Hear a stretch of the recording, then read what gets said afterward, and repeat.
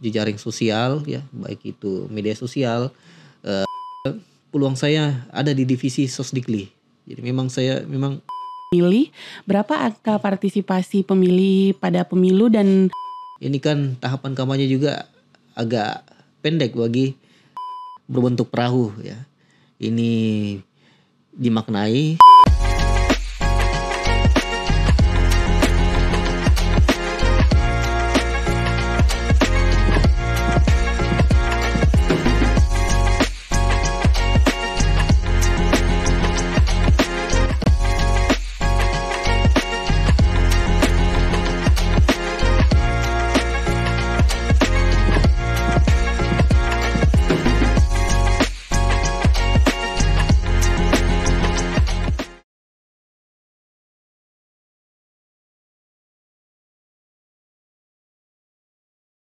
Assalamualaikum warahmatullahi wabarakatuh. Halo teman pemilih, saya Fani. Senang sekali rasanya dapat menyapa teman pemilih dimanapun berada di KPU Podcast Obrolan Demokrasi KPU Kota Parepare. Baik, hari ini kita sudah kedatangan narasumber yang keren sekali, yaitu Ketua Divisi Sosialisasi Pendidikan Pemilih, Partisipasi Masyarakat, dan SDM, Bapak Ahmad Perdana Putra. Halo Bapak, gimana kabarnya hari ini? Halo Mbak Fani, Alhamdulillah baik. Alhamdulillah. Selamat datang Pak di KPU. Terima kasih Mbak Fani. Ini pertama kalinya ya Pak ya, sebagai narasumber. Betul, ya. Ya Bapak, ini kita langsung saja ya ke pertanyaannya. Pertanyaan pertama itu seperti apa sih Bapak memulai karir di kepemiluan dan bagaimana perasaan Bapak setelah mendapat amanah sebagai anggota KPU Kota Parepare? Terima kasih Mbak Fani. Sebelum saya menjawab pertanyaan Mbak Fani, saya pertama-tama ingin mengucapkan banyak terima kasih kepada teman-teman sekretariat ya yang telah mengupayakan merealisasikan KPU yang tentunya ini menjadi sarana pendidikan bagi pemilih, sebagai sarana informasi, bahkan mungkin juga sebagai sarana klarifikasi ya. Tentunya tanpa dukungan teman-teman sekretariat ya mungkin segala kebijakan-kebijakan yang dibuat oleh teman-teman komisioner tentu tidak dapat terlaksana dengan baik ya. Terkait dengan pertanyaan Mbak Fani, tentunya setelah terpilih sebagai komisioner ya tentu sangat senang sekali dengan proses yang telah dilalui ya. Tentunya dalam proses tahapan seleksi sebagai calon penyelenggara kan tentunya banyak tes-tes yang dilalui ya, termasuk dengan tes CAT, kemudian tes psikologi, kemudian kesehatan jiwa dan fisik. Itu kan merupakan tes-tes yang mesti perlu persiapan yang lebih ya, terutama dengan tes CAT ya. Tentunya kalau kami ini kan sebagai calon penyelenggara yang sebenarnya belum mempunyai pengalaman secara teknis melaksanakan proses demokrasi secara prosedural ya, tentu kami mencoba mengakses melalui jejaring sosial ya, baik itu media sosial, internet, Google, kemudian website KPU sendiri yaitu JDIH ya. Kami menggali terkait informasi peraturan-peraturan yang terkait dengan kepemiluan ya, termasuk undang-undang dan PKPU, bahkan juga Juknis ya. Jadi di situ mungkin kami mencoba menggali ya terkait dengan apa sih sebenarnya teknis-teknis kepemiluan ya, karena selama ini kan kami ini kan sebagai calon penyelenggara cuma mengetahui pemilu itu melalui bilik suara ya atau TPS. Nah ternyata setelah mempelajari melalui beberapa website ya tentu ternyata sangat kompleks yang perlu kita pahami sebagai penyelenggara. Kemudian juga tahapan-tahapan yang mesti kita lalui yaitu tes kesehatan jiwa dan fisik ya, tentu kami mempersiapkan juga kesehatan fisik maupun jiwa melalui asupan makanan, kemudian banyak istirahat. Nah, dan ternyata itu betul-betul teraplikasi di dalam proses penyelenggaraan pemilu maupun pilkada kemarin.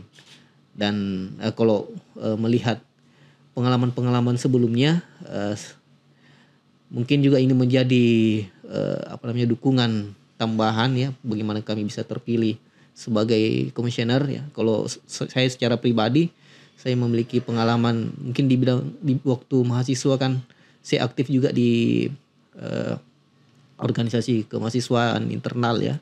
Ya sama seperti ketua ya, saya nonton podcastnya Majelis Permusyawaratan Mahasiswa, saya aktif juga di situ ya. Fungsinya memang juga dan berwenang menyusun undang-undang, dan ini juga teraplikasi ya di dalam proses penyelenggaraan pemilu maupun pilkada ya.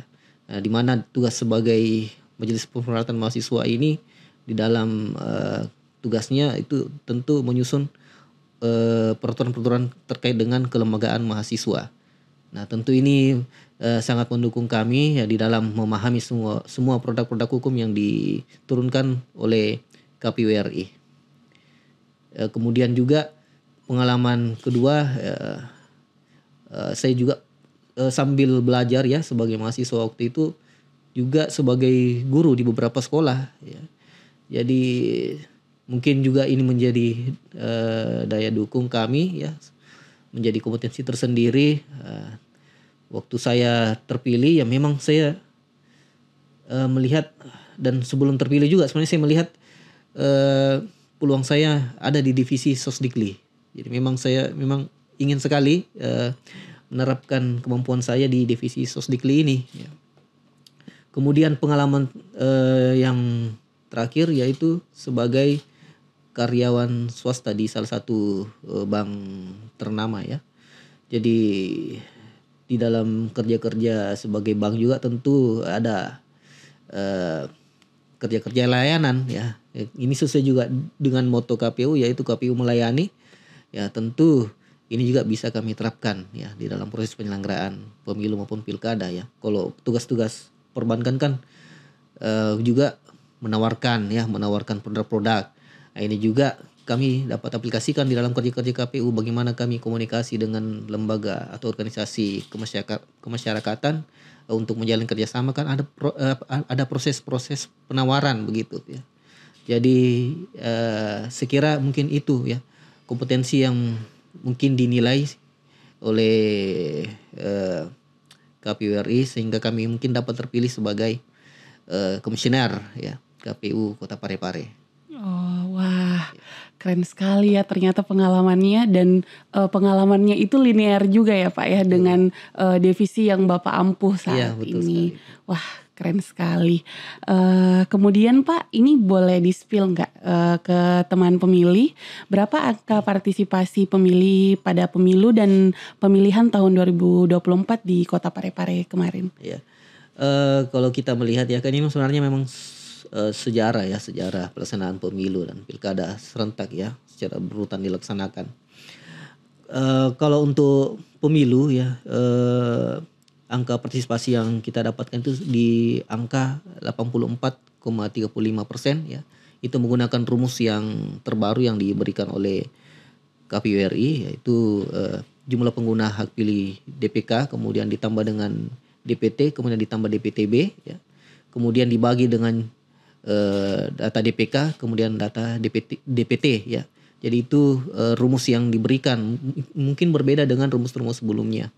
Kemudian di pilkada itu juga seperti itu menggunakan rumus yang sama di angka 80 lebih lah ya, 80, berapa ini? Ya sekitar 80% lebih, 80,84 ya, 80,84%. Kalau kita melihat memang angka ini sebenarnya turun dibanding pilkada sebelumnya, namun kan mesti kita memperhatikan juga variabel-variabel yang ada ya, karena kan kalau kita mengamati kan ini memang pemilu serentak dengan beberapa variabel ya. Contoh misalnya ya, untuk pelaksanaan sosialisasi tentu dengan kepadatan tahapan, ini kan juga menjadi tantangan tersendiri ya. Itu bagi sisi penyelenggara, bagi sisi peserta pemilu juga ini kan tahapan kampanye juga agak pendek bagi partai politik. Nah, itu juga sebenarnya variabel-variabel yang mesti diperhatikan. Kenapa angka tersebut terlihat rendah? Padahal sebenarnya ada variabel-variabel yang mesti dinilai. kalau kita melihat dari angka partisipasi di pilkada, alhamdulillah KPU berada di urutan kedua dari 24 kabupaten kota se-Provinsi Sulawesi Selatan, dan ini menjadi suatu capaian. Dan juga berdasarkan program-program yang kita laksanakan ya, dengan menjalin beberapa kerjasama dengan LSM ya, terutama untuk meningkatkan partisipasi disabilitas. Kemarin di pemilu kan kita melihat angka partisipasi itu rendah ya, sekitar 50%, dan alhamdulillah dengan kerjasama dengan beberapa LSM ya, khususnya ini PPDI ya, di situ kami bekerja sama, dan di setiap kegiatan sosialisasi yang dilaksanakan oleh PPDI, alhamdulillah banyak menghadirkan penyandang disabilitas, sehingga itu sekira berimplikasi dengan angka partisipasi disabilitas yang meningkat, yaitu di angka 60% lebih. Jadi itu suatu capaian juga bagi kami di divisi Sostikli ya, khususnya KPU Kota Parepare. Dari sebelumnya angka di 50% Ya, Pak ya? 50% ya di pemilu ya. Oh wah, jadi sangat diperhatikan ya Pak ya, siapapun itu diusahakan agar bisa menyumbang hak pilihnya. Betul. Oke Pak, ini tadi tentang partisipasi angka pemilih, sedikit tadi Bapak sudah singgung ada tantangannya, khususnya di pemilihan wali kota dan wakil wali kota Parepare tahun 2024, ada lagi nggak Pak tantangan selain yang Bapak sebutkan tentu, tadi? Banyak ya. Mohon maaf. Khususnya untuk pilkada kan, setidaknya ada beberapa hal yang mesti kita lihat ya, ini sebagai tantangan. Yang pertama saya sebut di awal tadi, yaitu tahapan yang begitu padat dan banyak yang beririsan. Ini juga menjadi suatu kompleksitas tersendiri bagi penyelenggara di dalam proses pelaksanaan sosialisasi ya.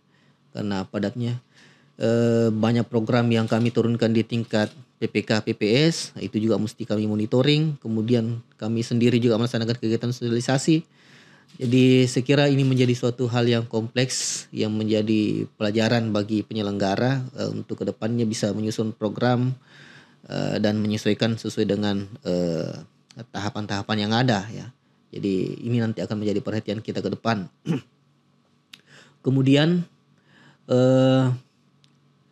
perkembangan digitalisasi dan pola kebiasaan masyarakat ya, ini kan menjadi tantangan tersendiri juga ya, karena kita ketahui bukan hanya Gen Z maupun milenial yang aktif di jejaring sosial atau memanfaatkan teknologi ini ya, tapi seluruh elemen masyarakat itu sudah menggunakan teknologi. Jadi ini menjadi tantangan tersendiri sebenarnya ya, meskipun sebenarnya kita mudah untuk mendistribusikan informasi melalui digital, tapi ada tantangan tersendiri ya. Misalnya isu hoax ya, itu hoax yang mudah tersebar melalui media sosial. Ini menjadi tantangan tersendiri bagaimana kita bisa menekan isu-isu tersebut ya melalui media sosial itu sendiri juga ya. Kemudian tantangan ketiga yaitu mungkin money politik ya, money politik dan politik identitas ya. Itu juga menjadi poin tersendiri ya.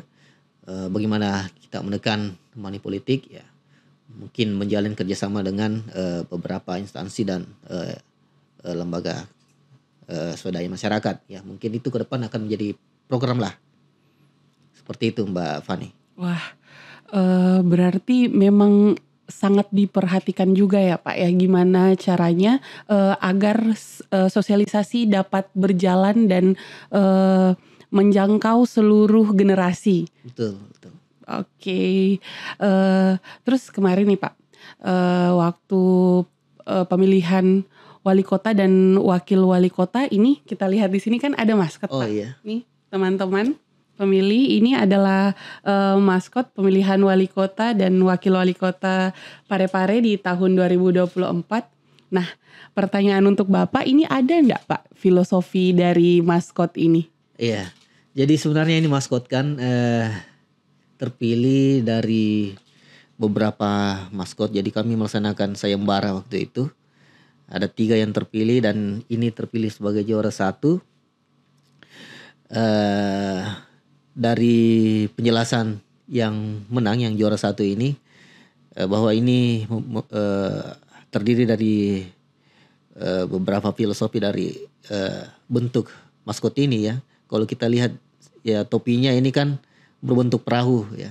Ini dimaknai sebagai nama kota kita, kota Parepare, yaitu kota pelabuhan, dan dia berwarna hijau ya, artinya menggambarkan kota kita yang hijau ya, yang penuh dengan pepohonan dan tumbuh-tumbuhan ya. Jadi itu yang digambarkan oleh si pemenang kemarin ya untuk sayembara maskot. Kemudian untuk badannya sendiri kan ini dari surat suara ya. Jadi karakteristiknya ya berwarna merah dan warna putih ya. Ini adalah surat suara di dalam proses penyelenggaraan pilkada kita kemarin. Nah, ini badannya jadi menggambarkan proses-proses demokrasi kita, bagaimana pemilih menyalurkan hak pilihnya. Nah, itu menjadi gambaran ya dari bentuk badannya ini. Kemudian juga wajahnya ya. Ini wajahnya kan berbentuk love ya. Ini juga menggambarkan julukan kota kita, itu kota cinta ya. Kisah cinta Habibie Ainun dengan senyum yang cukup menggembirakan ya. Harapannya dengan maskot ini sebagai doa juga waktu itu, agar supaya dalam proses demokrasi ya bisa dilaksanakan secara riang gembira dengan penuh cinta ya. Ya, artinya tercipta kedamaian lah di dalamnya ya, seperti itu. Kemudian ada juga ini ikat pinggang ya. Ini ikat pinggang untuk mengikat sarung sakbenya ya. Nah, jadi ini sebagai simbol ikatan KPU dengan masyarakat dan stakeholder ya, bagaimana mewujudkan pesta demokrasi dengan sukses ya. Sekira seperti itu Mbak Fani. Wah, keren sekali ya. Ini lengkap semua dengan filosofinya, mulai dari warna topi, bentuk topi, sampai ke sarung sakbenya yang menjadi ikonik di Sulawesi Selatan, Pak ya. Iya betul. Oke. Oh iya, dan namanya sendiri kan Pile ya. Oh iya, Pile. Itu kan bahasa Bugis itu, yang artinya pilih ya. Pilih, betul. Ini kalimat ajakan juga kepada pemilih waktu itu supaya bisa ikut secara partisipatif ya untuk menyukseskan pilkada kita. Ya, kira begitu, Mbak. Oh iya, jadi ini salah satu ikon ya pada pemilihan wali kota dan wakil wali kota Parepare di tahun 2024 kemarin. Oke Pak, selanjutnya soal strategi nih Pak. Kira-kira menurut Bapak, apa sih yang bisa Bapak lakukan untuk mendongkrak partisipasi masyarakat lebih tinggi lagi untuk menjadi capaian juga ke KPU-nya? Ya.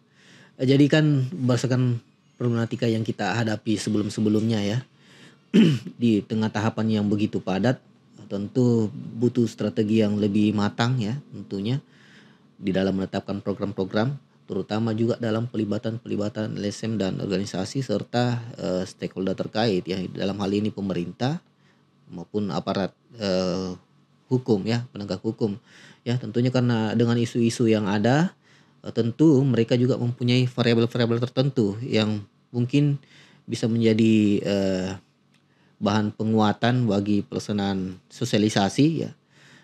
Kemarin kan memang kita agak kurang melibatkan aparat hukum di dalam pelaksanaan sosialisasi.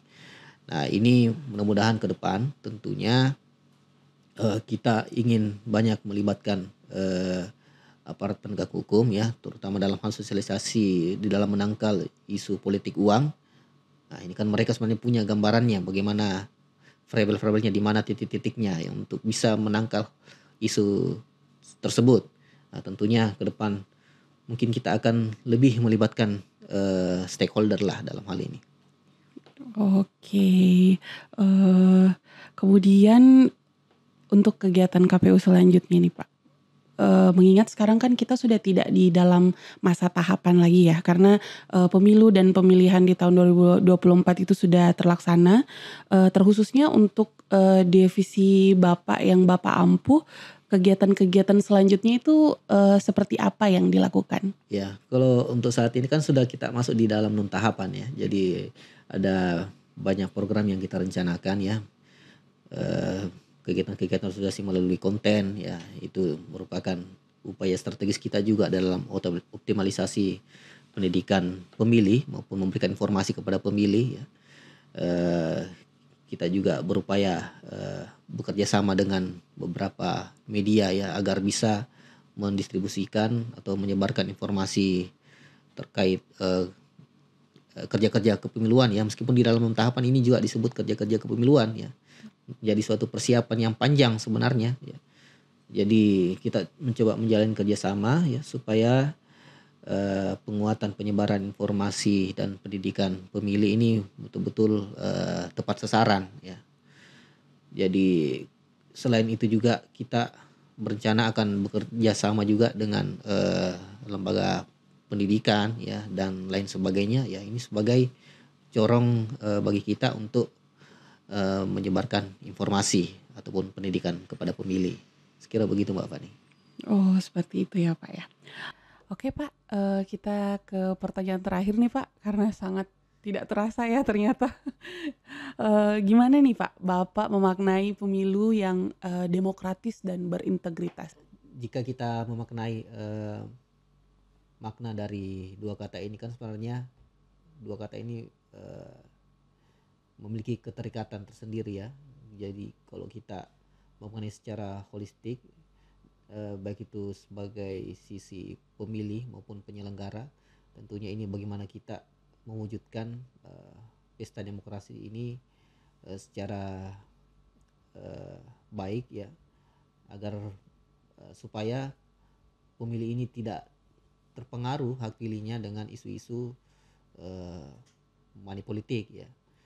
Kemudian kalau kita maknai secara sendiri ya, itu terkait dengan integritas, tentu sebagai penyelenggara ya, di sisi penyelenggara tentu harus melaksanakan proses penyelenggaraan pemilu ataupun pilkada ini secara jujur dan adil serta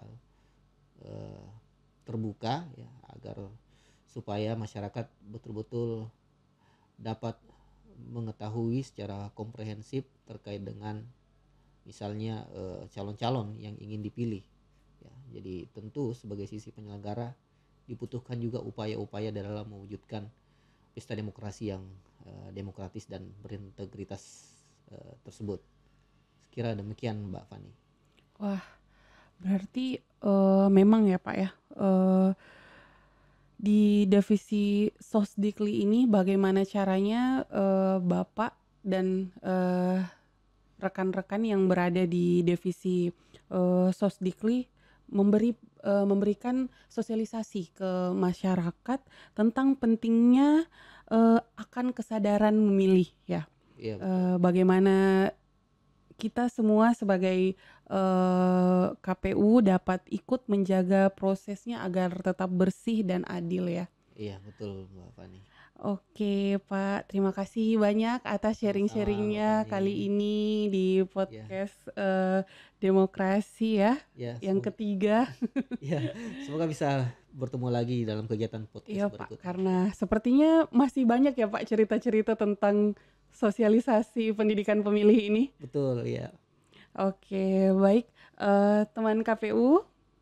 Oke, terima kasih kepada semua teman pemilih yang telah menyaksikan Pod KPU edisi ketiga kali ini. Semoga pengalaman Bapak Ahmad tadi dapat menambah wawasan teman-teman pemilih semua mengenai Komisi Pemilihan Umum terkhususnya KPU Kota Parepare. Jangan lupa teman-teman di like, komen, dan share video kali ini. Dan jangan lupa juga untuk follow sosial media KPU Kota Parepare di description box di bawah. Sampai ketemu lagi di Pod KPU selanjutnya. Wassalamualaikum warahmatullahi wabarakatuh.